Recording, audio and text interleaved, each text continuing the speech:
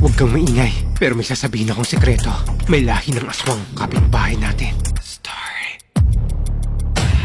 Ako nga pala si Bern, taga Santa Maria dito sa Laguna. May gusto lang akong ibahagi na kwento na naranasan ko nung maliit pa kami ng mga kapatid ko, taong 2010. Uy, bilis naman na kayang kumilos dyan. Hinahanap na tayo nila mama. Totoo kaya yung mga aswang na sinasabi nila? Panakot lang ata sa atin yun eh. Wala namang ganun. Baka mababangis na hayop lang ang umaatake sa mga alaga nila. Totoo man o hindi, mas magiging mag-ingat pa rin tayo. Tara na, dalian mo na dyan.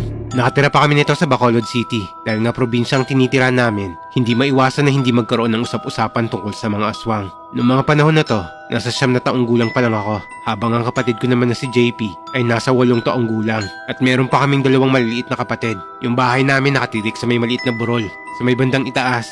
Kaya tanaw namin ng mga kabahayan sa may ibaba namin. Pero sa taas ng burol na to, hindi lang kami ang nakatira. Meron kaming kapitbahay na mag-asawa at wala silang anak. Kilala